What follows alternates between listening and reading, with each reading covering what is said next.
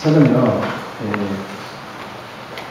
어떤 사람인가 성격적으로 뭘 제가 주도적으로 뭐 하는 것도 없어요. 뭐 주도적으로 하는 것도 없고요. 뭐 추진력도 없어요. 그 다음에 뭐 좀 이렇게 뭔가 좀 동기가 있어가지고 막 이걸 해야 되겠다 하는 게 있잖아요. 이것도 없어요. 물론 이 동기, 우리가 말하는 그 동기가 없어야 된다 그 말이 아니고 뭔가 좀 이 사람이 자기 걸 챙기고 좀 이렇게 그런 것도 없어요. 이거를 이제 종합하면요, 이거 완전히 무능한 사람. 그 다음에 또 이거 좀 무기력한 사람. 그러니까 뭐 자기가 뭐 이렇게 뭐 그런 게 없어요. 근데 이상하게 이런 사람들은 하나님이 또 이끌어 가시는 방법이 있거든요. 그래서 제가 다락방 안에 들어와가지고 굉장히 위로를 많이 받았는데요. 멈춰있는 시계가 또 낫다 그러더라고요. 틀리게 하는 것보다 하루에 2번 꼭 맞는다 그러더라고요. 이건 완전히 저를 위한 거예요. 이번에 그 선교대회 때 그 랩넌트하고 뭐 이 기도조가 있거든요. 이제 이번에 새로 생긴 말이 있는데요. 랩넌트 기도 비서죠. 랩넌트 기도 비서. 제가 뭐 된 것 같더라고요. 비서 이러니까. 그래갖고 21살 된 그 아가씨가요. 이제 우리 선교사님들하고 기도조 이렇게 모여가지고 기도하는데 인턴십이라고 하잖아요. 궁금한 거를 물어보더라고요. 어떻게 해서 선교사가 됐냐고 이걸 물어보더라고요. 굉장히 중요하잖아요, 그죠? 제가 94년도에 이제 인도를 나갔는데요. 어떻게 보면 뭐 자기가 막 뭐 선교에 불이 타가지고 나가고 뭐 이런 것 같이 보이잖아요, 그죠? 20년 됐으니까. 근데 원래 제가 그렇다 그랬잖아요. 뭐 제가 추진하고 뭐 이런 게 없는 사람이 어떻게 94년도에는 솔직히 우리가 뭐 인터넷이나 이런 게 전혀 없었어요. 그리고 막 그 해외여행이 그 우리나라 88 올림픽 끝나고 났어요. 그때 자유가 됐거든요. 그러니까 그전에는 뭐 여권도 안 내주고 그런 나라였어요, 우리나라가. 그러니까 94년 하면은 이제 뭐 여행이 자유화되고 얼마 안 돼갖고 사실이 되거든요. 그래서 저도 생각해 보니까 좀 신기하더라고요. 내가 어떻게 그걸 나갔지, 이걸 신기한데, 아까 말씀드린 대로 제가 하는 게 없으니까 이런 사람들은 이제 하나님이 뭐를 이제 하시는데요. 이게 좋은 것 같기도 하지만 또 안 좋은 걸 때도 있어요. 왜냐면은 그만큼 엄청나게 얻어 터지고 깨닫는 사람들은 뭐 깨닫는 게 느리니까 그렇지 않겠어요? 이게 먼저 빨리빨리 깨닫고 우리 김광호 목사님 같이 전도 이래가지고 전도 처음부터 꽂혀가지고 쫙 이렇게 밀고 오는 사람 같으면은 좋잖아요, 그죠? 근데 이 무능하고 무기력하니까 뭐 전도 뭐 이런 거 있단 말이에요. 꿈꾸는 것 같이. 그러니까 하나님이 이제 이런 사람들은 이제 엄청 얻어 터지는 거예요. 근데 저희들이 이제 그 신학교 졸업하고 이럴 때는 그 강도사라고 있었어요. 강도사 시골에서 3년 아니면 도시에서 시골에서 2년 도시에서 3년 이러면 이제 목사 안수 주고 이랬거든요. 근데 그래가지고 뭐 시골 교회도 있다가 도시에도 부교육자 했다가 이래가지고 강도사 되고 이제 부목사 이래가지고 1년 만에 이제 인도를 나갔는데요. 나가는 과정이 또 웃겨요. 제가 뭐 주장하고 뭐 계획한 거 하나도 없고 이러니까 제가 수영중앙교회라는 데가 있었는데요. 거기는 뭐 한 250명 이렇게 돼요. 그래서 목사님 계시고 부교육자 있고 그런 수준의 이제 숫자거든요. 있는데 담임 목사님이 성지순례 갔다 오셔가지고 무리를 하셨는지 쓰러졌어요.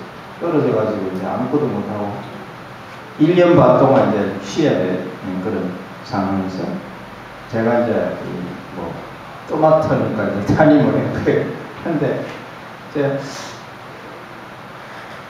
말씀드린 대로 저는 계획하는 게 없는데 그냥 장로님들이나 뭐 성도들 가운데서 선교라는 말이 자꾸 나오더라고요. 그런 분위기가 이제 됐어요. 뭐 저야 뭐 전혀 모르죠. 뭐 계획하고 이런 거 모르니까 선교 모르잖아요. 그런데 이제 선교 헌신 예배가 됐어요. 그래서 누구를 강사를 청할까 하다가 이제 그때 그 총회 선교부의 그 이간사라고 있었어요. 이제 말하자면 이제 그 전체 기획하고 하는 그런 이성진 목사 있었거든요. 모아서 이제 선교를 지금 좀 인도해달라 이렇게 제가 부탁을 그래가지고 왔는데 그때 본문이 제가 기억이 나요. 사도행전 13장 1절에서 4절인데 물론 이 복음의 눈으로 정확하게 본 거 아니지만 이제 뭐 그 선교 신예배 맡게 했어요. 그리고 이제 예배가 끝나고 저희 집에서 이제 식사를 이렇게 준비를 했잖아요. 그래서 다른 목사님도 오시라고 그러고 또 이강사하고 저하고 같이 식사를 하고 그랬는데 식사를 하고 나서 저보고 이러는 거예요. 선교사가 한번 나가라. 나 그런 거 안 나간다고. 모르니까 그거 뭐 보통 사람이 나가는 거냐고. 엄청나게 굉장한 사람들이 하는 거지. 안 한다고. 그래서 기대해보라고 이러더라고. 나는 못 한다고. 그러고 이제 지나갔는데요. 그 다음에 또 이제 또 선교 헌신 예배가 돌아왔어요. 몇 달 있다가. 그래가지고 이번에는 제가 초청한 게 아니고 어떤 뭐 집사님들이 선교 위원 집사님들이 인도 선교사를 초청했어요. 그래서 세상에 인도로 그런 나라가 다 있나 이렇게 알게 되시는데 굉장히 이제 그때 사도행전 1장 8절이었는데요. 어디에다가 이제 포인트를 줬냐면 자기도 이렇게 무능하고 할 수 없었는데 증인이 대라가 아니고 대리라. 자기가 뭘 한 게 아닌데 이게 되게 해준다면 이 포인트를 가지고 이제 한데 굉장히 은혜를 많이 받았어요. 우리 막 청년들도 막 치고 막 눈물 흘리고 그러더라고요. 저는 막 어떻게 하나님이 그런 무능한 사람들도 할 수 있게 하시는가 거기에 막 은혜를 많이 받았어요. 이러고 있는데 그때부터 이제 막 기도가 되는 거예요. 처음에는 저는 못한다고 그랬잖아요. 그런 거 전혀 못한다고. 이제 자꾸 생각이 나고 이래가지고 기도 중에 이제 떠오르더라고요. 근데 점점 마음이 어떻게 변하는가 하면은 너도 할 수 있다. 뭐 이런 식으로 변하더라고요. 내가 뭐 할 수 있나 뭐 이런 식으로 이제 기도를 하는데 조금 더 하니까요. 누가 뒤에서 떠밀더라고. 뒤에서 미는 것 같이 네가 나가라 이러더라고. 너무 나가면 되는데 네가 나가라고 자꾸 미는 거예요. 그래 막 갈등이 막 되는 거예요. 이거 어떡하냐. 이러고 있는데 또 이제 제가 뭐 결정 못 한다 그랬잖아요. 이 담임 목사님이 이제 그때 이제 그거죠. 중풍이죠. 그걸 탁 맞았는데 1년 반 정도 이렇게 그냥 예배만 참석하시는 거예요. 그러니까 얼마나 힘들었겠어요. 목사님들이 설교를 해야지 살아나는데 가만히 앉아서 1년 반 동안 계신다고 하니까 힘들잖아요. 그래서 뭐 완전한 건 아닌데 내가 해야 되겠다 이러는 거예요. 그래서 뭐 장로님들은 조금 더 쉬시는 게 어떠냐고 그러니까 내가 해야 되겠다 이래서 가만히 제가 중간에서 보니까요. 괜히 내가 여기 있는 게 안 좋다.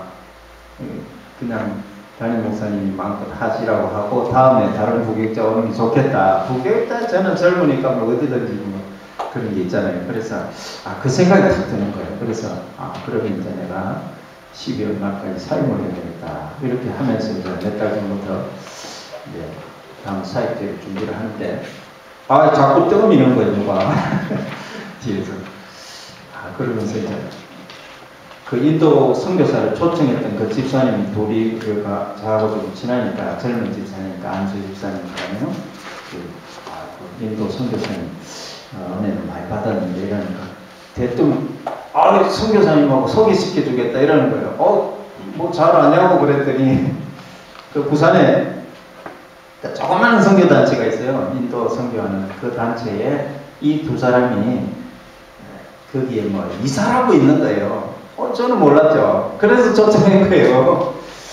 그 자기들이 잘 아니까 그 선교사님을 딱 저하고 소개를 시켜주는 거예요. 근데 이제 그 선교사님은 이제 내가 선교에 이제 나가려고 마음이 있는 줄 알고 이제 그런 식으로 이제 한 단계 더 올라가가지고 그럼 우리 매주 선교 훈련합시다 이러는 거예요. 그래서 저는 또 뭐 하자 그러면 하잖아요. 뭐 제가 뭐 안 합니다 이런 게 아니고 또 누가 하자 그러면 예 알겠습니다 합시다 이러는 그런 거니까 하자고 이제 이렇게 하는데 이제 뭐 좀 그런 게 있었어요. 그분이 이제 저를 강하게 이렇게 끌어들인 이유가 이분이 이제 선교사님인데 갑자기 이제 부산에 여기 그 교회가 있어요. 수영에 그 교회가 이 선교사님을 이제 그 담임 목사님으로 모시려고 저는 몰랐는데 그 이제 일이 그렇게 되고 있었어요. 그 이제 젊은 집사님들이랑 뭐 얘기 돼가지고 이제 이 선교사님이 담임 맡으면 이 교회를 완전히 선교하는 교회로 만들어가지고 인도에다가 막 크게 막 지원을 하고 이렇게 할 수 있겠다 이런 얘기가 진행이 되고 있었는데 제가 딱 나타나니까 안 그래도 뭐 인도에 자기가 떠나오면은 누군가 맡아야 되는데 어떻게 하나 하고 있는 내가 나타난 거예요. 그러니까 막 강하게 끄니까 저는 또 막 이거 끌려가잖아요. 이게 그런 배경을 이제 나중에 알게 된 거예요. 이래가지고 이제 나도 모르게 이제 절반 선교사가 돼버린 거예요. 이렇게 막 하고 있는 거예요. 그래가지고 이제 갈등도 되고 저를 이제 처음 선교 나가라고 했는 그 친구 있잖아요. 가가지고 내가 네 때문에 선교사 나가게 됐다. 응? 나도 어떻게 될지 모르겠다. 이랬더니 이러는 거예요. 내가 언제 그랬냐? 네가 저번에 그래가지고 그때 밥 먹을 때 그랬지 않냐니까. 기억 안 난다는 거예요. 나는 그걸 가지고 막 떠밀어가지고 나는 나가야 된다는 거 해가지고 막 이러고 있는데 자기는 기억 안 난대.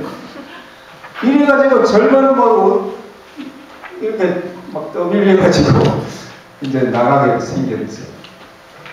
그래가지고 그때는 뭐 전혀 모르죠. 선교 어떻게 하는 건지 누가 뭘 전혀 모르는 거예요. 그래서 저는 어떻게 생각했냐면 선교사를 나가면은 어느 게 부교육자나 뭐 이런 거 있잖아요. 이런 거랑 같은 줄 알았어요. 그러면은 누가 뭐 이렇게 말하자면 이제 생활비도 주고 이런 건 줄 알았어요. 근데 나중에 막 훈련하자고 해놓고 이제 보니까 자기가 다 후원금을 가지고 와야 되는데 이제 뭐 완전히 이건 뭐 나는 전혀 모르고 어디 가면 뭐 부목사같이 뭐 이렇게 주는 줄 알았거든요. 전부 다 자기가 후원금을 가지고 와야 되는데 이제 그때는 이제 뭐 안 한다 소리도 못 하겠고 이거 뭐 캄캄해지는 거예요. 지금 뭐 이게 선교사인가 이제 그때서 알게 된 거지. 교회는 이제 사임한다고 그래놓고 그러면 물어보더라고요. 그래서 무슨 후원금이 있냐고 없는데요. 좀 막막하잖아요.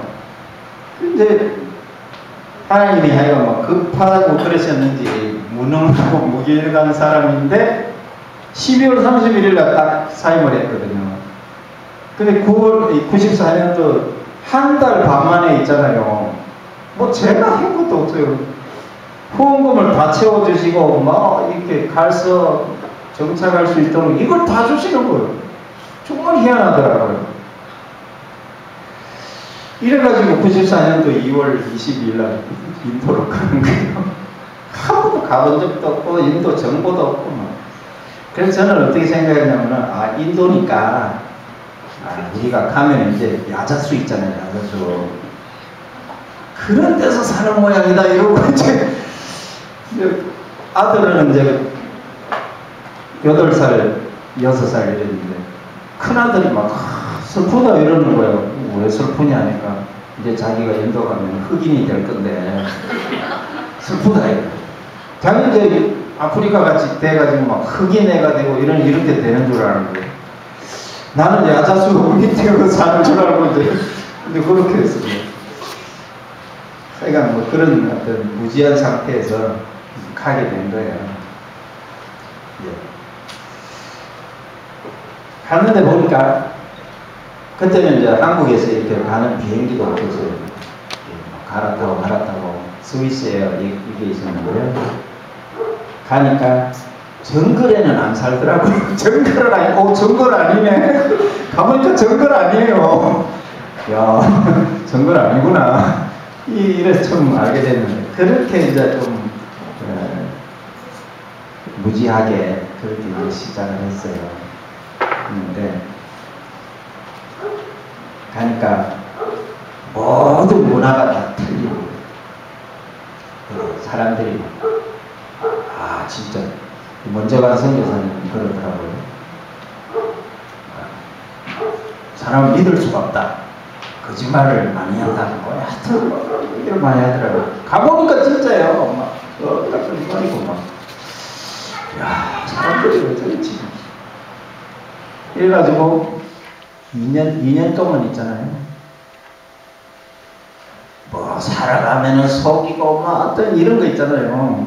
그런 거 안 속으려고 이제 신경이 날카로워지고 말은 잘 안 되고 막 눈치 보니까 나만 속이는 것 같아. 이제 막 이런 거 있잖아요.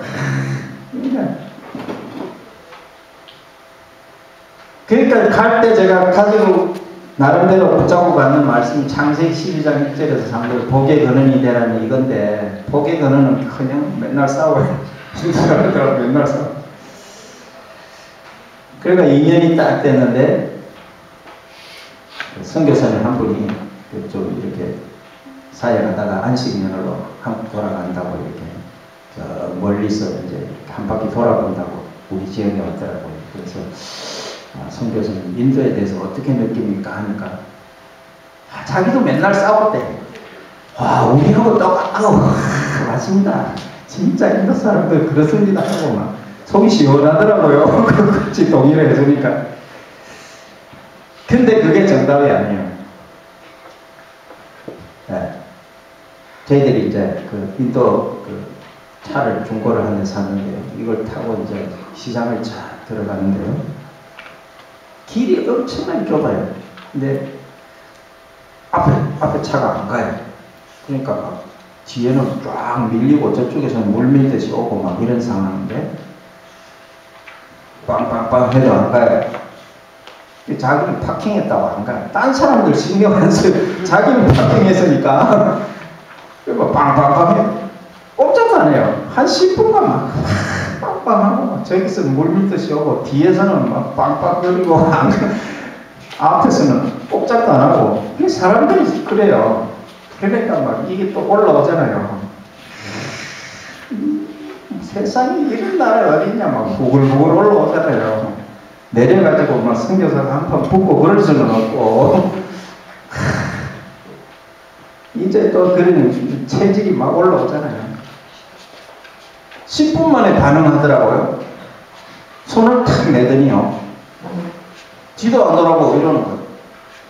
그러니까 네가 알아서 돌아가라 이거.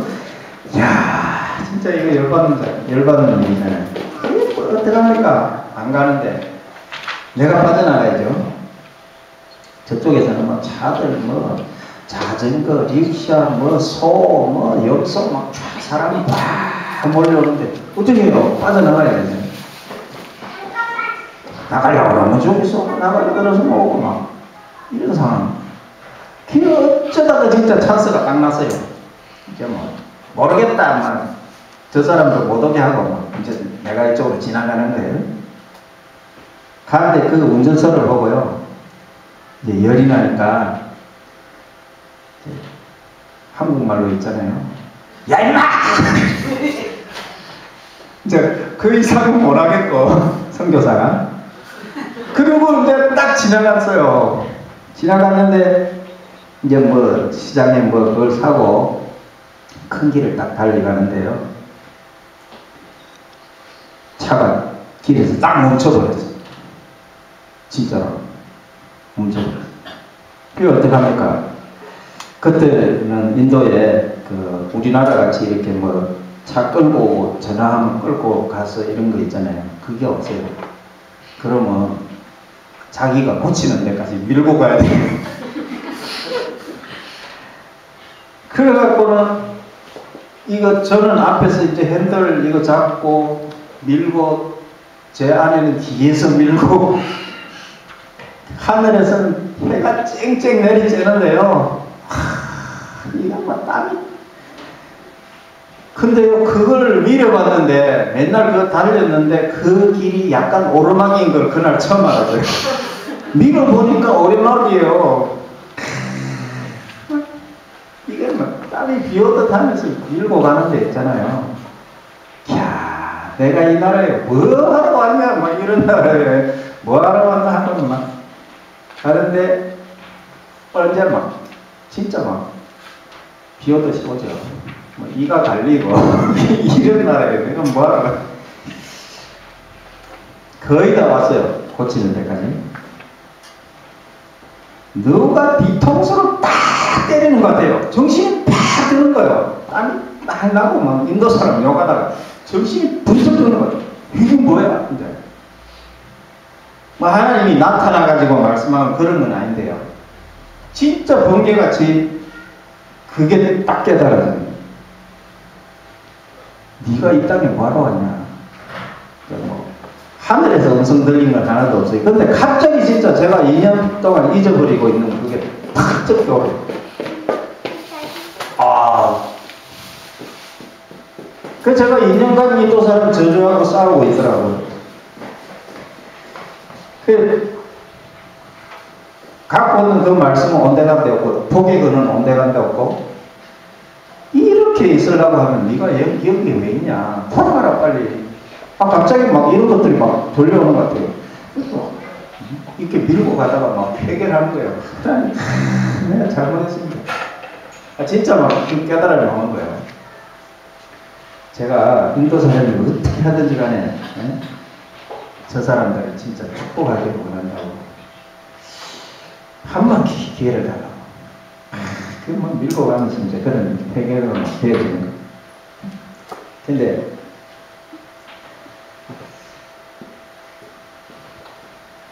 진짜 그 순간에 이제 번쩍 하면서 그런 그 몇 초 사이에 그게 깨달아지고, 하나님 죄송하다고. 이게 이제 된 거예요. 이래가지고, 그 다음날부터 이제 제가 그 얘기를 했어요. 와이프한테. 우리가 이거는 영적인 싸움인 것 같다. 이래가지고 인도에는 새벽에 시끄러워요. 4시 한 반에서 5시 사이 되면은 먼저 그 이슬람이요. 동네방네 그걸 마이크를 해가지고 털거든요. 하고 뭐 이렇게 털거든요. 한 30분 있으면 또 힌두 템플에서 그거를 전 동네에 막 이래갖고 음악을 막 그 자기들 신 찬양하는 거 하고 막 두개가 막 털거든요. 복잡해요. 그 이제 이것들이 이제 제 아내에게는 귀신 소리도 들렸다 그래요. 사실은 이제 나중에 그러더라고. 귀신 소리같이 들리고 막 놀리고 그랬다는 거예요. 그렇구나. 우리가 이 영적인 거에 무지하고 이렇게 눌려갖고는 이랬구나. 그래가지고 이제 저 혼자 이제 새벽 기도를 시작했는데 아내가 이제 하더라고요. 그래서 그 음악이 틀어지기 전에 이래가지고 이제 막 이제 우리가 기도를 하기 시작해요. 저희들이 이 땅에 싸우러 온 것이 아닙니다. 1000명 중에 1명, 100명 중에 1명, 복음을 들을 사람, 이 사람들을 살리기 위해서 왔는데, 그 사람들을 정말 이 복음을 주어서 살려내고, 이 땅에 그리스도의 이 복음이 전해져서 하나님의 나라가 되게 해주시고, 복음의 계절이 오게 해주시고, 이 백성, 저주 아래 있는 모인 이 백성을 축복해 주시고, 세계 복음제라는 민족 되게 해달라고. 이렇게 이제 막 대항하는 그 기도를, 축복하는 기도를 계속 했거든요. 진짜 그때부터 마음이 달라지는 거예요. 마음이 달라져가지고,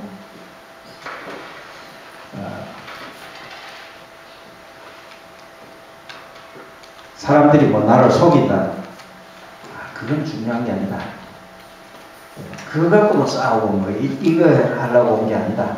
이제 그런 마음이 들고, 그 사람들은 뭐 속이는 거 뭐 조금 한 거잖아요, 이제. 그러니까 네가 이 나라에 세금 바쳤냐? 아니, 안 바쳤는데 세금이라 생각해요. 그래서 조금 이제 마음이 달라지죠. 이래가지고 그거를 축복하기 시작했는데요. 2년 동안 사역 하나도 안 열리다가 그 기도 시작하고 나서부터 주변에 막 일들이 막 일어나는 거예요. 막 사역자들이 몰려오고, 우리말로 하면 어린이들 다락방이죠. 이게 이제 몇 명 우리 아이들하고 이래까지 주위에 있는 아이들하고 시작했는데, 이게 막 나중에는 250명까지 되지고 통제불능까지 되지고 모여들기 시작하는 거예요. 그래서 막 교회를 세 군데를 개척하고 뭐 이래 재밌는 걸 했어요. 학원 사역을 하고. 그랬는데 제가 지금 뭘 말씀드리냐면은, 저에게는 뭐랄까, 이 무슨 마지막에 그 나사를, 제일 중요한 나사를 하나를 쪼아야 뭔 일이 끝나잖아요. 예를 들어가지고 그게 없는 거예요. 그러니까 이 사역을 하고 있어도 아까 목사님 말씀하신 대로 진짜 내 마음에 이거다, 말하자면 인생의 정답이라고 할 수 있죠. 그리고 그 해답, 그리고 행복, 이게 없어요. 그냥 열심히 해요. 그러니까 이게 이제 세월이 지나가면은 어떻게 됩니까? 이게 이제 뭔가 한계가 오는 거예요. 그래서 제일 먼저 한계가 뭐죠? 너무 덥다. 여기 너무 힘들다. 이제 이 생각이 있어서 찾아옵니다. 그 다음에 속죠. 어떤 생각이 속냐면,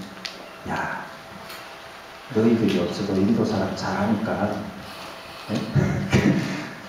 그냥 그 사람들을 하게 하고 너희들 없어도 돼. 뭐 이런 거 어떻게 속이는 생각들 있죠.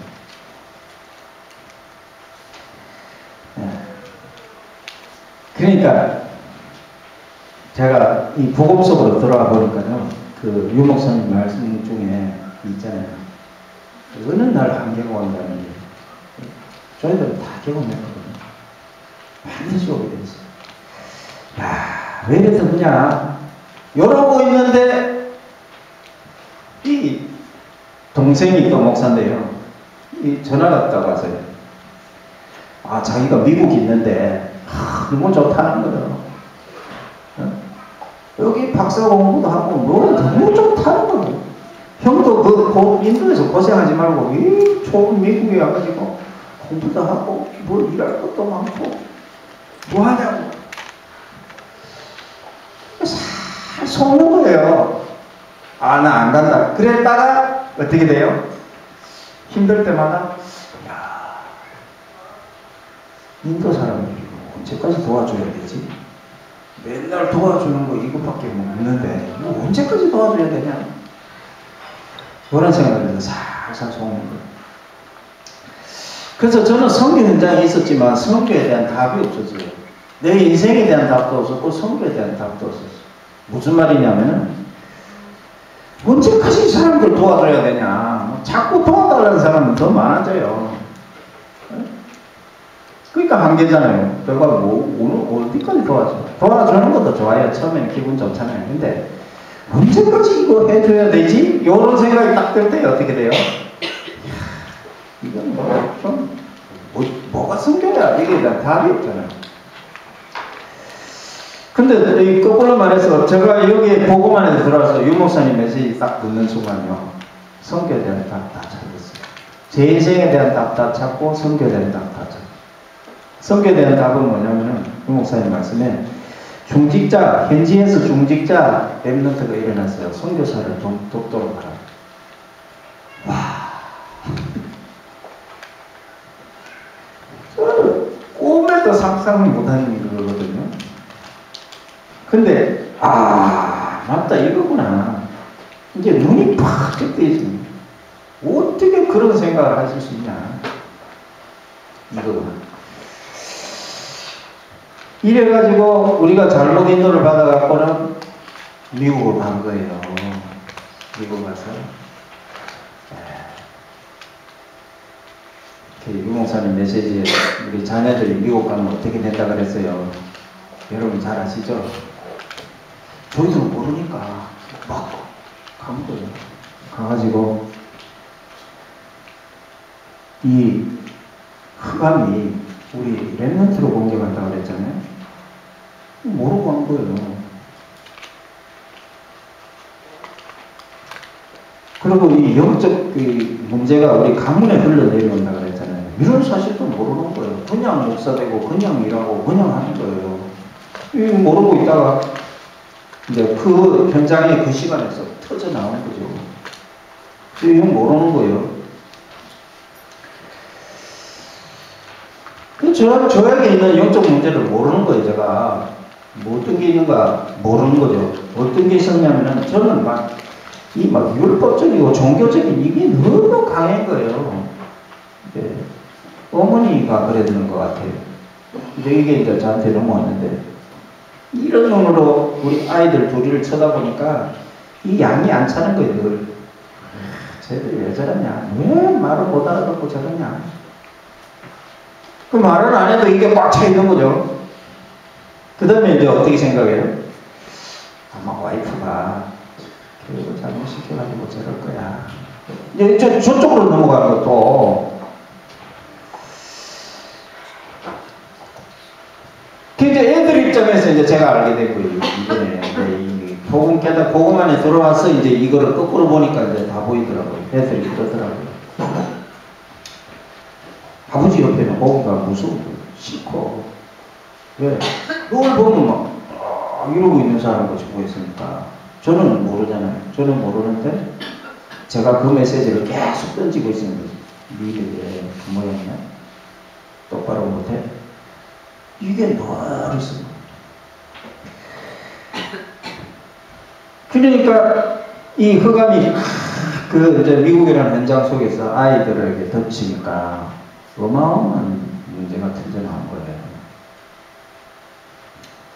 그러니까 큰아들은 좀 이렇게 막 애가 덩치도 크고 막 아주 멋있게 생겼어요. 좀 지도력도 있고요. 근데 이제 이게 이제 그래 보였겠지. 이제 그런데 지도 뭐 이게 지의 문제가 잘 해결이 안 되는 상황에서 어떻게 해요? 밖으로 자꾸 도는 거예요. 좀 안 좋은 애들하고 깡패들하고. 그래서 이번에 그러더라고요. 자기는 아버지가 말하는 거에 정반대로만 하고 싶었대요. 그러니까 저하고 이 아이들 사이에 큰 벽이 있습니다. 벽. 와이프하고도. 그게 뭐냐면은 대화가 안 돼요. 그러니까 큰아들이 그러더라고요. 아버지 말하는 거는 맞는 것 같은데 반대로만 하고 싶었다. 그러니 애가 어떻게 되겠어요? 밖으로 막 튀고. 그럼 작은 아들은 굉장히 소심해요. 엄마를 닮아가지고. 엄마는 완전 걱정, 근심, 충만이거든요. 그러니까 얘가 그렇게 된 거예요. 그러니까 얘는 어떻게 되냐면은 사람을 두려워하고 대인 기피, 그 다음에 정신문제, 완전히 영적 문제, 완전히 심각하고. 그러니까 어느 날 보니까요, 얘가 이렇게 앞으로 걸어가잖아요.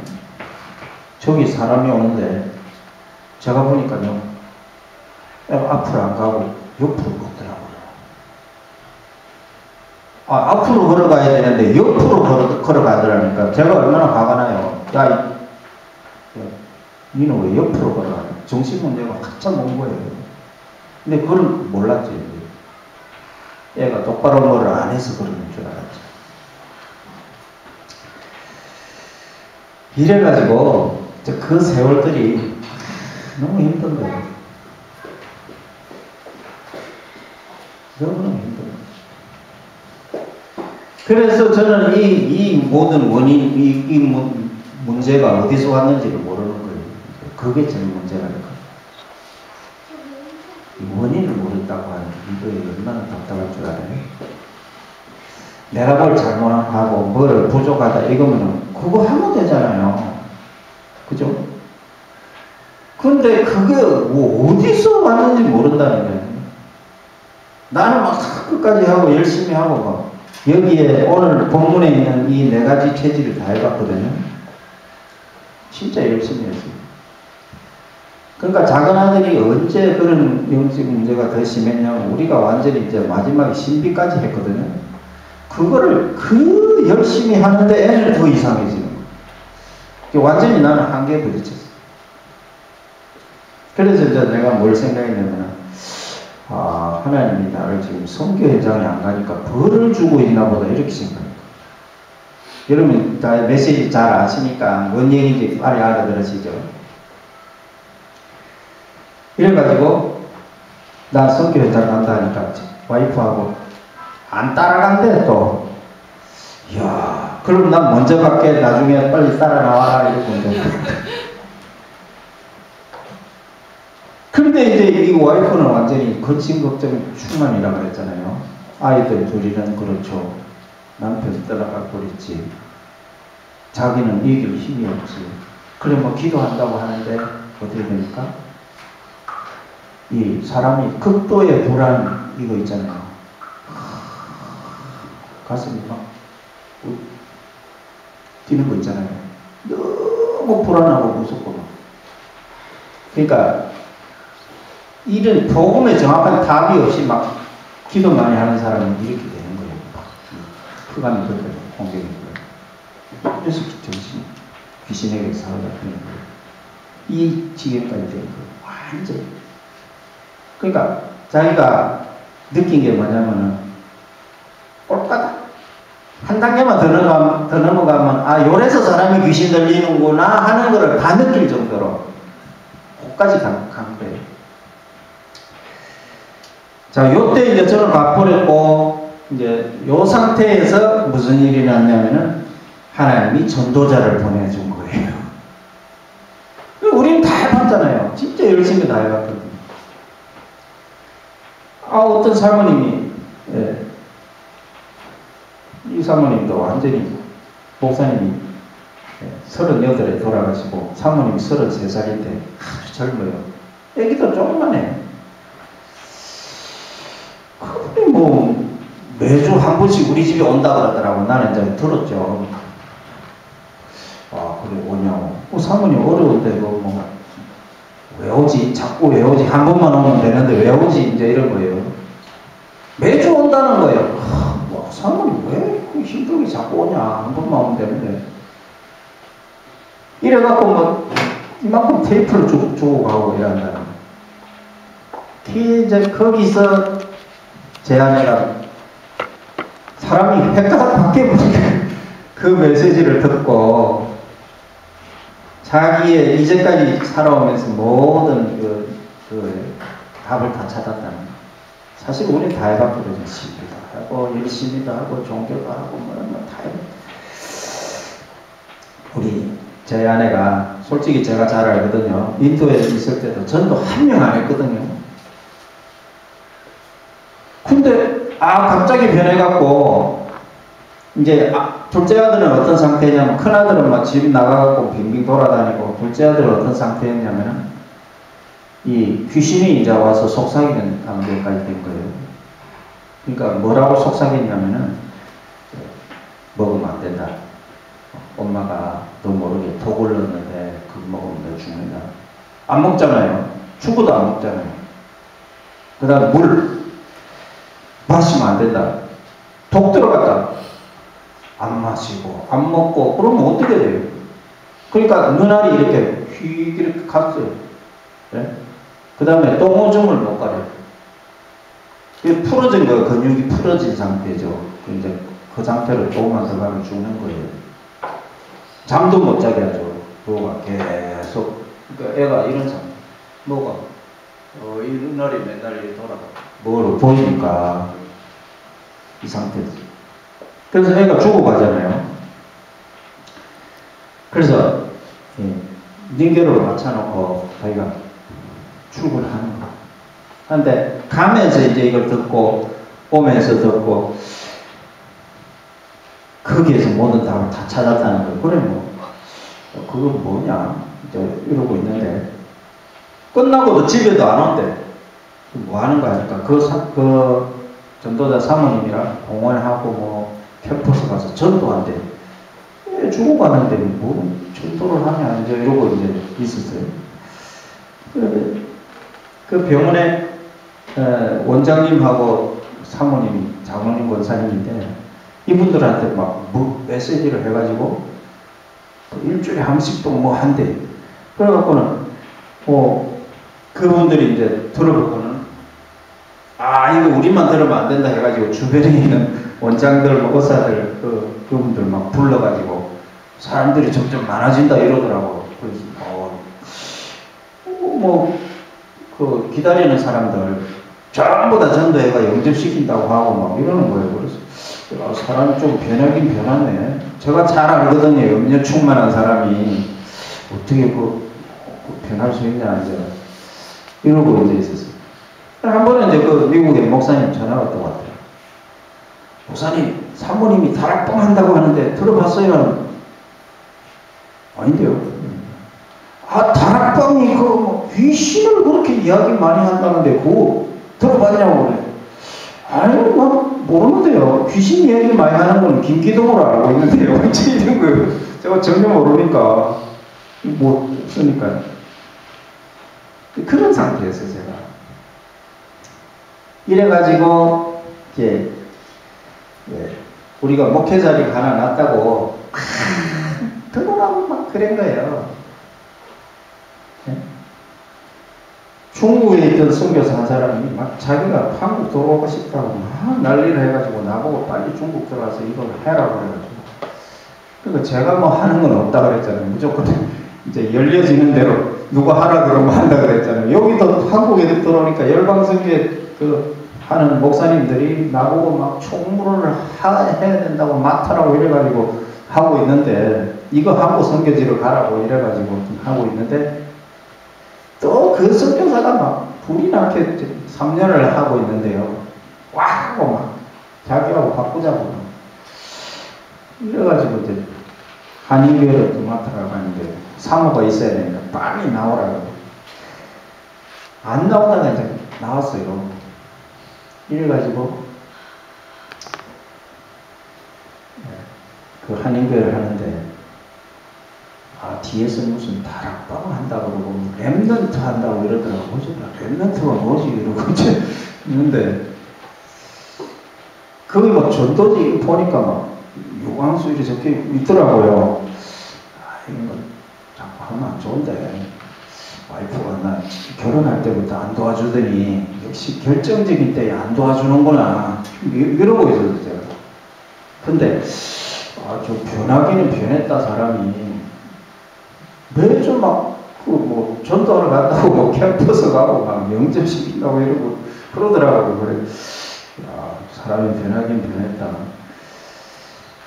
근데 어떡하냐 나는 고심 목사인데 그냥 이렇게 해야지 그냥 이러고 있는데 결혼이 25주년이 됐어요. 그래서 제가 이번에는 25주년이니까 우리가 뭘 해야 되겠나 이러니까 아무것도 필요 없대 그래서 그래도 그렇지 뭐 식사라도 좀 해야지 이러니까 필요 없대. 한 가지만 하면 된대. 그게 뭔데 하니까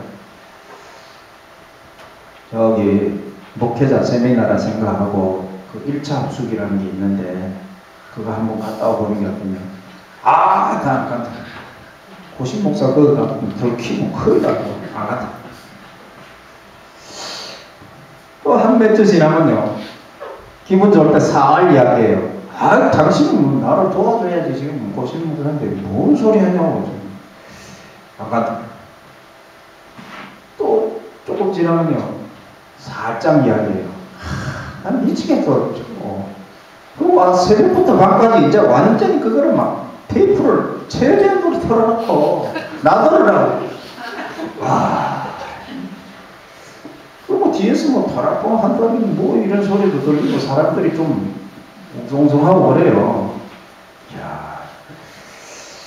와이프가 안 도와주는 길 안 도와주는데 또 이 증거들이 나타나고 하니까 어떻게 될지 모르겠는데 기분만 좋으면 살짝 이야기하네요. 1차 합숙. 그걸 며칠 하는 건데 이랬어요. 그랬더니 4박 5일이래. 계산이 딱 되더라고요. 4박 5일 갔다 오는 게 차라리 저기서 풀려는 차라리 갔다 오자. 그냥 가서 아무 소리도 안 하고 오면 되지 않냐. 그냥 갔다 오자. 이래가지고 이제 그거를 이제 신청을 하고 간 거예요. 천국에서 나가서 갔어요. 갔는데 그리스도라고 그러거든. 다 아는데 그리스도 이러고 있었어요. 근데 나도 솔직히 갈등이 되는 거예요. 와이프는 저렇게 한다라고 저러지. 또 증거는 나타나지. 나는 모르겠지. 저게 뭔지도 모르겠지. 이게 뭔가 좀 물어보고 싶은 거예요. 이거 뭐 하는 건데 왜 사람들이 이단이라고 하는데 물어보고 싶은 거예요. 그래서 옛날에 동기 중에 한 명 생각이 나더라고요. 우리 목사님이 형님이니까 한참 높으니까 제가 얘기할 수도 없고 동기 목사 한 사람 딱 이름 광고 다락방 신문에 보니까 마침 광고가 났더라고요. 그래서 전화번호 딱 적었어요.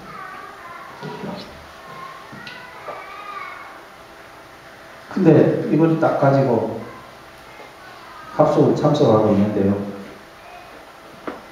용기가 안 나잖아요. 이단 갔다고 15년간 연락도 안 하던 사람이 어느 날 말하는 게 저는 용기가 안 나잖아요. 아까 주도적으로 하는 거 어때가 있잖아요. 그런데 합숙 인도하시는 목사님이 어떤 청년을 한 명 말씀을 잘 듣더라고요. 그래서 그 청년을 딱 보고 말을 걸더라고요. 합숙 인도하다가. 그러더니 아버지 이름 뭐냐 이러는 거예요. 그래서 그 청년이 무슨 목사입니다 하는데 내가 증거가 그 이름 딱 되는 거예요. 이게 뭐야. 그리고 진짜 마치고 나서 근데 목사님 아들이냐 하니까 맞대. 나는 걔 애기 때 봤으니까 모르잖아요. 지도 나 모르고. 그러냐. 그래서 내가 아버지하고 같이 공부하긴 했는데 내가 1차 합숙을 왔다. 그래, 네가 아버지한테 전화 좀 해봐라. 그래가지고 전화를 했어. 난 이거 뭔지 좀 시원하게 이야기해 줄 줄 알았어요. 근데 특별한 얘기도 안 하더라고요. 뭐야? 그러고는 이제 난 쭉 들어가 버렸어요. 갔다가 3개월 후에 이제 제가 또 나오게 됐는데 뭐쯤을 한번 알아보자. 그래 만났어요. 그래서 내가 이래 돼가지고 우리 집이 이래 돼가지고 이래 됐다. 이게 못하는 걸 얘기는 안 하고 대반에 하는 얘기가 내가 성교를 많이 하는 목사님 소개시켜줄게 이러는 거. 그래 알았다. 제가 주장하는 게 없다 그랬잖아요. 이래가지고 또 끌려가서 또 갔네. 가가지고 이제 간 데가 이제 성교 제일교회. 그 목사님 그러냐고 그러면서 하는데 합숙할 때 내 옆에 잠잔 그 조선족 목사가 한 사람이 있었거든요. 괜히 내를 겁주더라고. 아, 오신 목사가 여기 오면 뭐 잘리는 거 아닙니까? 결국 이러더라고요. 그런 친구가 한 명 있었는데 그 교회 가니까 또 있는 거예요. 당신 여기 웬일이야? 하니까 거기 뭐 목사님이랑 뭐 중국 성교도 가고 일한다는 거예요. 이러면서 이제 이 목사님이 이 조선족 친구한테 우리 교회에 와서 한번 메시지를 할 수 있게 그렇게 일정을 잡으라고 이러는 거예요. 이게 제가 뭐 주장하는 게 없잖아요. 알았습니다. 그럼 뭐 해야 됩니까? 하니까 그냥 뭐 숙식만 준비하면 다 해온다 이거. 알았다고 뭐 그런 거 어렵지 않으니까. 그래 놓고 가만 생각하니까 한국 사람들은 못 모르겠더라고요. 저 다락봉 목사가 와서 뭐 했다면 또 뭐 더 이제 난리 날 것 같아서 중국 사람들 있잖아요. 제가 또 이렇게 성경 공부하는 중국 친구들 또 거기 또 뭐 이렇게 안될 중국 사람들 이래가지고 뭐 한국 사람이 또 중국 사람하고 결혼했다든지 뭐 이런 사람들 그런 사람들만 한 10몇 명 모았어요. 그러니까 이틀을 하는 거예요. 이 칠판에다가 막 이제 보니까 그 구원의 길이에요. 구원의 길. 이거를 막 짝딱 세워가지고 하는데 뭐 잠만 오는 거죠. 여러분 지금 그 유목사님 메시지에 먼저 들어간 게 그 각인돼 있다 했잖아요. 그게 그렇게 무서운 거예요. 목사에게 이게 먼저 들어가는 게 그래 무서워요. 목사님 왜 저렇게 재미없게 설교하지? 이 설교가 아닌데 설교로 생각해요. 워낙 이게 들어있는 거죠. 그래서 호남 사람이 중국 사람하고 결혼했는데 저한테 이러더라고요. 목사님 저거 뭐예요? 뭔 얘기예요? 이러더라고요. 나도 모르겠는데. 그러고 이틀 끝났어요. 또 간다는 거예요. 저 다른 지역으로. 목사님 지금 내가 이래가지고 갈등도 많고 뭐 해야 될지 모르겠다. 지금 자꾸 소문도 나고 이래가지고 한국 사람들 다 알게 되고 이런데 뭐 해야 될지 모르겠다. 그 목사님 이러더라고요.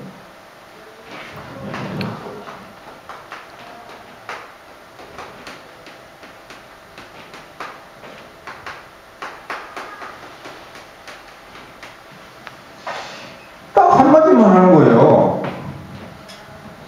그래서 저는 어떻게 생각했냐면 다락방에는 곤란한 부탁하면 이렇게 말하는 것보다 우리 보통 목사님도 그러잖아요. 좀 곤란한 부탁하면 기도해 봅시다 이러잖아요. 그래 다락방에는 이렇게 말하나 보다 이렇게 알아들은 거예요. 쑥 가는 거예요. 야 별거 없네. 그렇게 해서 나는 피하려고 하는 얘기인 줄 알았거든요. 이러고 뭐 진짜 좀 교회적으로 이제 어렵죠. 이제 뭐 다락방 또 얘기도 그렇고 그래서 새벽기도 나오는 사람들도 안 나오고 이제 혼자서 새벽기도 했어요. 와이프 나올 때도 있고 안 나올 때도 있고 저 혼자서 새벽기도 하는데 뭐 걱정이 많잖아요.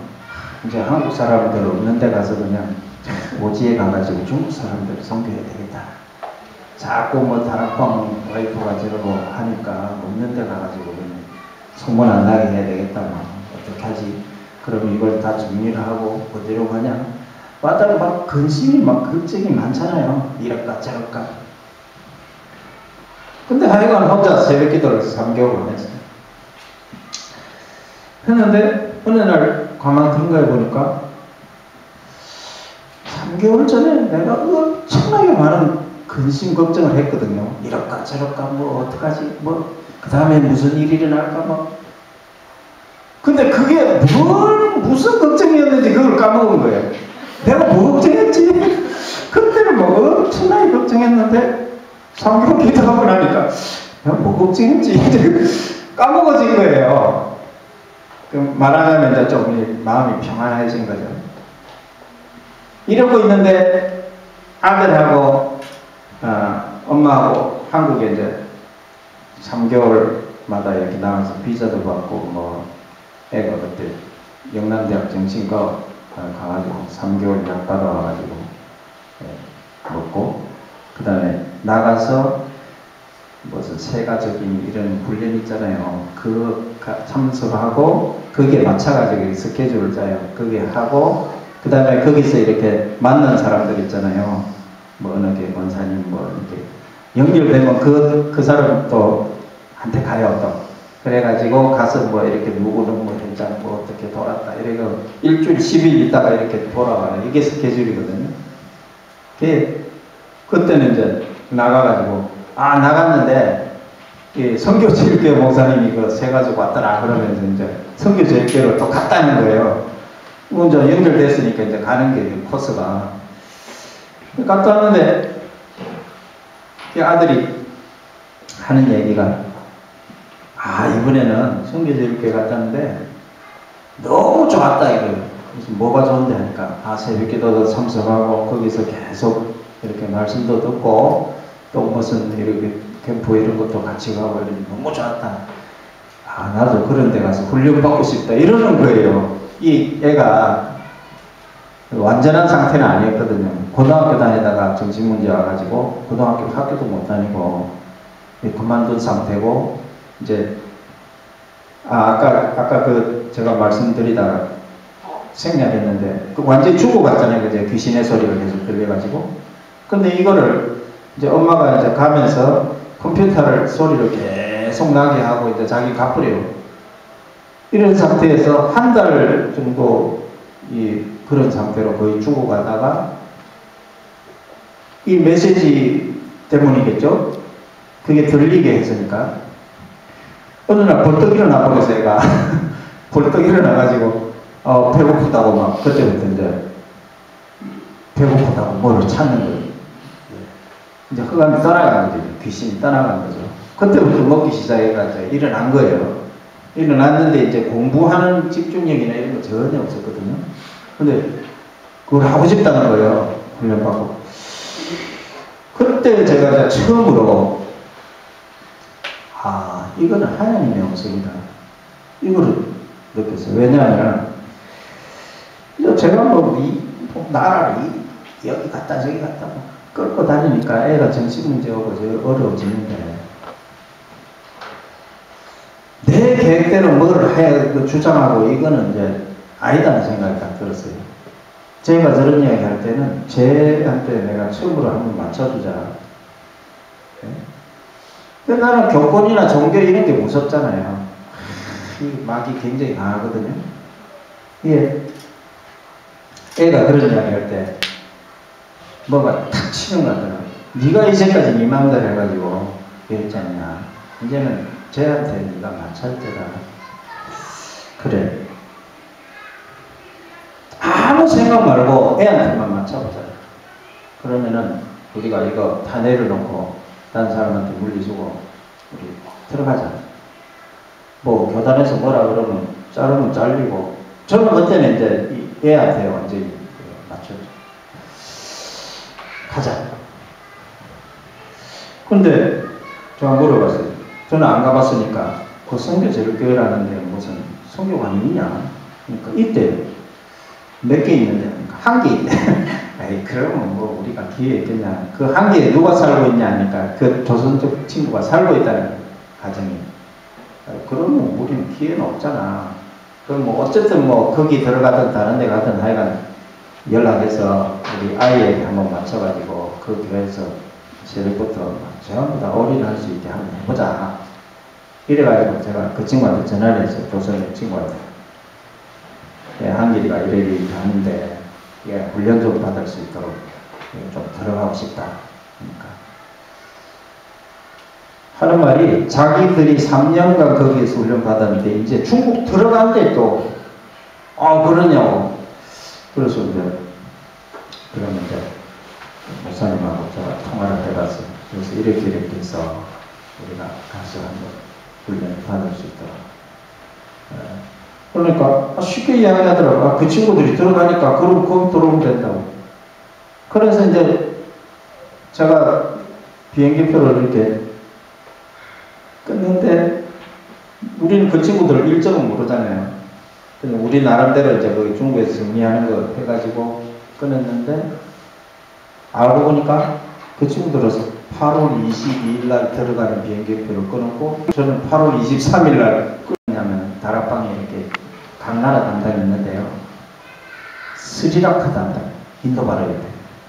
그래가지고 스리랑카를 또 같이 가고, 뭐 인도에 뭐 같이 가고, 뭐 이렇게 이제 통역이 필요하니까 제가 이제 따라가면서 이제 간 거죠.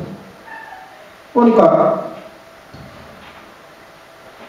저는 그 인도가 실패 현장이잖아요. 그죠? 인도 사람들 뭐 편은 안 되고 이렇잖아요. 그죠? 덥고 그런데 가봤자 뭐 하는 열매도 없는 이런 거잖아요. 그런데 또 제가 가고 싶어 간 게 아니고 이렇게 또 갈 수밖에 없는 상황이 딱 돼가지고 또 들어가게 되네요. 이야, 또 인도로 간 거예요. 그러면서 저는 이 깨달음이 안 오고 이게 뭔가 확 가려져가지고 안 되는데, 인도에서 40일 혼자 집중훈련을 혼자 해봤어요. 40일. 할 것도 없잖아요. 갈 데도 없고, 뭐, 할 것도 없고, 재밌는 것도 없고, 메시지만 한번 집중을 해서 해보자. 이랬는데, 어느 날 요게 딱 내 말씀이 됩니다. 마태복음 11장 18절. 너는 베드로라. 아, 맞다. 내가 왜 이제까지 그렇게 안 됐던가, 이거다. 저거도 하고, 이 나라도 가고, 저 나라도 가고. 답이 없어서 그런 거예요. 가만 보니까. 답이 없으니까 좀 하다가 한계 부딪히면은, 내가 이거를 안 해서 그렇나? 이거 하자. 내가 다른 나라로 가볼까? 요게 내 모습이 다 그대로. 이게 내 마음에 반성이 없었던 거예요. 늘 흔들려. 뭐 평소에는 안 드러나죠. 어려운 일 딱딱 치면 어떻게 됩니까? 흔들려. 그러면서 이제 이 나의 영적 문제가 보이죠. 나의 영적 문제는 이거예요. 율법주의 정죄, 남을 정죄하고 내가 완벽하고 남도 완벽해야 된다. 안 그런 사람은 막 이렇게 도끼눈으로 쳐다보고, 요게 내 영적 문제. 그러니 애들이 얼마나 힘들었겠어.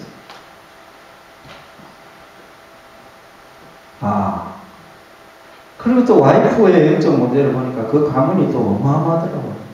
그래서 저쪽 가문이 만나가지고 최초의 목사가 된 사람이 우리거든요. 그래서 이게 영적인 문제로 이렇게 딱 보니까 사단이 우리 가정만 딱 무너뜨리면 어떻게 돼요?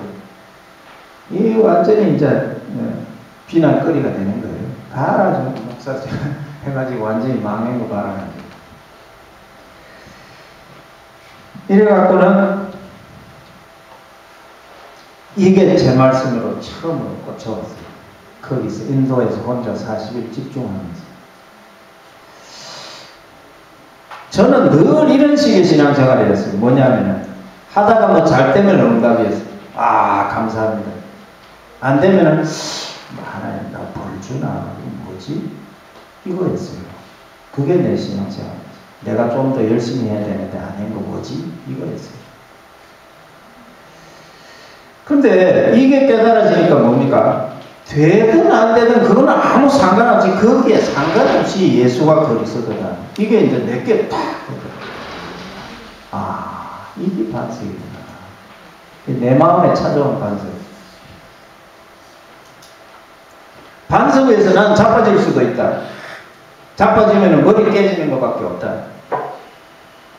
나 반석 위에 그대로 있으니까 자빠질 수도 있겠죠. 그게 이제 이해가 되죠. 그 다음부터 메시지가 돌려오더라고요. 그전에는 메시지도 안 들려왔어요. 유광수 목사님 메시지 한다면 본문을 이거 읽어놓고 왜 딴 이야기 하지? 이랬거든요. 네? 본문을 이거 읽어놓고 왜 딴 이야기 뭐 하지? 이래 못 깨달았다니까요. 이제 그 다음부터는 막 이제 메시지가 들려요. 근데 가만 들어보니까요, 그때부터 들려오는데 가만 들어보니까 나는 전도하라는 것인 줄 알았어요, 처음에. 나도 전도하고 있는데 뭐. 근데 그게 아니고 내 인생의 모든 답을 다 주고 있는 거예요. 이야, 거기에서 뭐 미국 가면 아이들이 어떻게 되고 뭐 복음 없이 뭐 목사가 하다 보면 한계 부딪히고 뭐 원인도 없는 저주제약이 찾아오고 전부 다 내 이야기잖아요. 우리 가정 얘기고 영적 문제 뭐 얘기 전부 다 내 거예요. 전부 다 내 거. 이야, 어떻게 알고 저 이야기를 그렇게 하는지. 이 복음을 후대에게 안 전해주면은 후대들이 망할 수밖에 없고, 완전히 제가 그랬거든요. 이 큰아들이 고등학교 때 뭐 가방에서 마약이 나오고 이럴 때에 이 복음 메시지 있었으면 그거 아무것도 아니거든요. 근데 완전 뒤집어져가지고 꼬르륵 넘어가가지고 저것만은 막 이거 맡아보고 막 난리 났다고 막 뭐 어떻게 하고 나도 뭐 어떻게 해야 될지 모르겠고 막 이 상태였거든요. 그건 사실 아무것도 아닌 거를 문제를 키웠더라고요.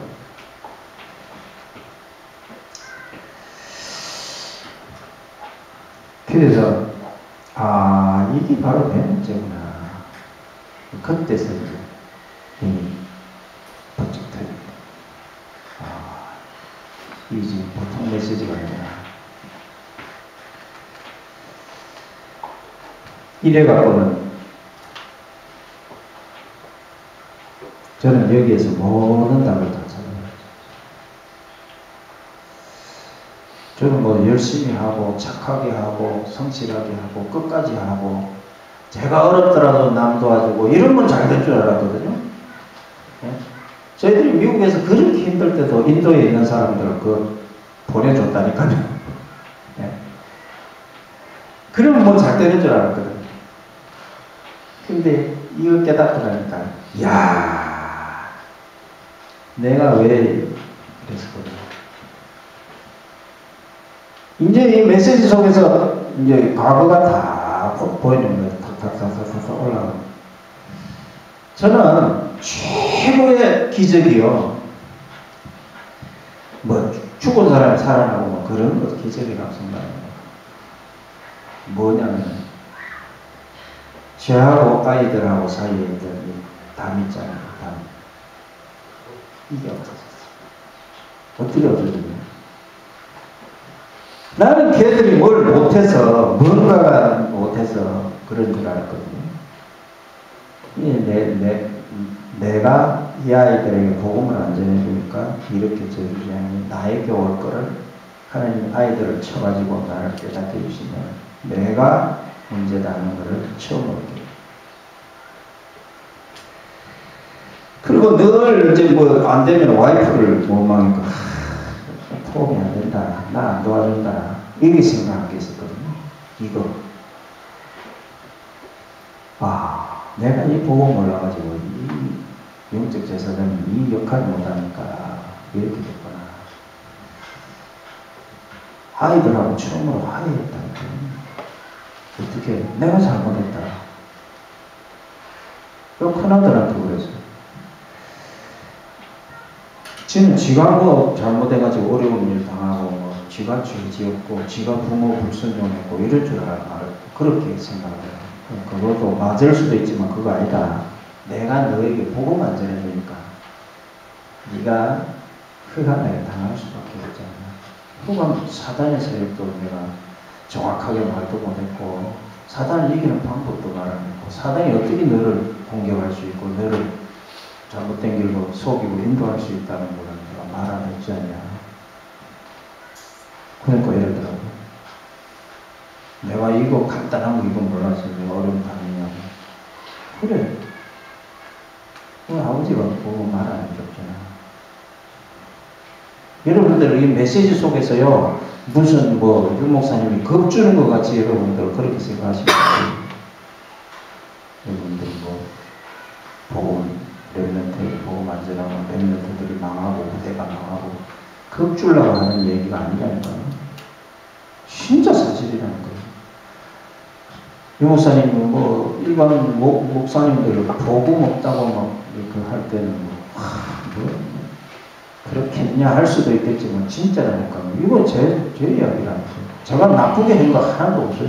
우리 목사님 잘 아시지만 성실하게 하고 끝까지 했고 최선 다했고 열심히 했어요. 근데 이 복음이 하나 먹고 다 있었다니까요. 진짜 사실이라니까 이 메시지대로. 이러니까 이제 이게 처음으로 깨달아요. 그래서 다른 게 기적이 아니고요. 저는 제가 배운 게 기적이라고 봐요. 이거는 기적 중의 기적. 그래서 지금은 아이들하고 너무나 대화가 잘 돼요. 아, 이 좋은 거를 왜 안 했지? 이 복음이 이 양쪽 가문에 내려오는 흑암 저주 재앙을 다 막아주는 거를 몰랐으니까 아이들을 쳐버리고 그 다음에 어떻게 돼요? 아이 그놈들 잘 없어졌다. 우리 열심히 복음 전하자 이랬겠어요? 가문 자체가 콩가루 박살이 나는 거예요. 그게 사단의 전략이라고 하는 것을 모르고 당하는. 그러고 보니까요, 진짜 그 말씀들이 전부 다 이 복음 없이 나중에 이상해지는 목사님들 많다는 게 저는 주변에 많이 보이거든요. 제가 그렇게 있었으니까 그런 목사님들 많이 보여요. 아, 이게 어마어마한, 그러니까 완전히 진짜 답이 달라버렸어요. 500년 만에 나타났다. 이 목사님한테는 그게 아니라니까요. 사람을 승격할 필요는 없지만 사실입니다. 진짜 이게 이렇게 쳐다보니까요 성교지가 다르게 보여요. 이 20가지 전략이라고 하는 것을 딱 가지고 성교지 보니까 다르게 보여요. 그전에는 그 사람들 도와줘봤자 소용없어서 끝까지 도와줘야 되고 뭐 그런 근성들 이렇게만 생각했거든요. 근데 전혀 다른 게 없어요. 사도행전의 역사를 처음으로 이해를 하게 돼요. 하나님이 예비하신 제자들이라고 하는 말들을 이해를 하게 됐어요. 이러고 있는데 영남대학교에 와 있는 친구들이 있거든요. 그 친구들하고 이렇게 연결이 돼가지고 이제 복음을 주고, 제가 또 인도에서 왔으니까, 인도에 있다고 왔으니까 그 인도 친구들을 이해를 빨리 하잖아요. 그리고 박사, 교수 이런 친구들이에요. 그래 그 친구들도 이렇게 대화가 잘 되니까 이래갖고 작년에 제가 선교지를 놓고 11월 달에 인도를 다시 돌았어요. 우리 목사님들을 돌면서 이 친구들을 고향에 한번 가봐야 되겠다는 생각이 듭니다. 네? 왜냐하면 우리가 인도에 있을 때는 못 사는 사람만 만났어요. 네? 못 사는 사람 필요 없다 그 말이 아니고 전체를 보고 이런 눈이 없었다니까요. 제자 보는 눈이 없고 다 같이 살아야 되는 이런 눈이 없고 그저 다른 사람 도와줘야지 이거밖에 없어요. 이 친구들을 한번 가보자 이래 된 거예요. 가서 보니까요 우리는 그때 만날 수 없었던 인도 사람들도 만나야 돼요. 최상류층에다가 완전 엘리트에다가 성공자들에게다가 이런 친구들을 딱 만나게 돼요. 이런 사람들은. 신기하다. 우리는 거의 8년 있어도 그런 사람 한 명도 못 만났어요. 근데 이렇게 복음을 가지고 있으니까 딱 만나는 것부터 틀려요. 이렇게 해서 다른 걸 보이게 하시고 요렇게 해야 되겠구나. 그리고 다른 거를 봤는데 뭐냐면 이제는 인도에 RUTC를 시작해야 되겠다. 이 인도 사람들이 잘 변하지 않으니까 렘넌트 운동을 해야 되겠다. 그리고 각 개점 도시마다 이 목회자를 살리는 중직자들 렘넌트 일으키는 시스템을 빨리 세워야 되겠다. 이런 것들이 이제 그전에는 상상도 못하던 겁니다. 그래서 우리 중직자와 함께 또 들어가는 이것도 참 귀하다. 우리 아까 장로님 그런 말씀 좀 하셨는데 인도는 사실 그렇게 이렇게 의식만 딱 있는 분이 있으면요 이 대단히 응답받을 수 있는 게 있어요. 뭐냐면은 제가 하기는 맞지는 않지만은 우리 중직자 과정에 가면은 한국에서 인도로 유학하는 애들이 많거든요. 이 미션홈을 제대로만 하면요, 응답받아요, 거기서. 저희들은 뭐 이런 거, 법률적인 거나 노하우나 학교나 뭐 이런 거는 다 이제 알고 있으니까 그런 부분은 다 도와드리잖아요. 근데 우리가 그걸 매일 수는 없잖아요. 저는 거점 도시마다 빨리 시스템을 세워야 되고, 이 전체를 쳐다봐야 되고, 이러니까. 다른 거, 전혀 다른 거 보여요. 진짜 다른 게 보여요. 그래서 이제, 이번에 10회 인도 다시 돌아가요. 물론, 뭐 가서 고생하고, 그런 보고 못 설 때는 반드시 고생하게 돼 있어요. 근데 이런 걸 딱 가지고, 모든 답을 찾고 가면요, 그거는 아무것도 아니에요. 저희들은 딴 거 다 있었어요. 문화적인 어쩌고, 언어, 다 됩니다. 근데 한 개만 없어요.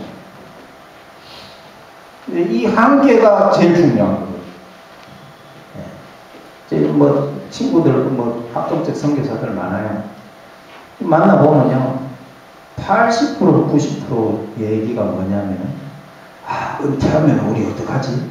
우리 자녀들이 좀 잘 돼야 되는데, 그 이야기 두 가지밖에 없다니까요. 그걸 딱 생각나는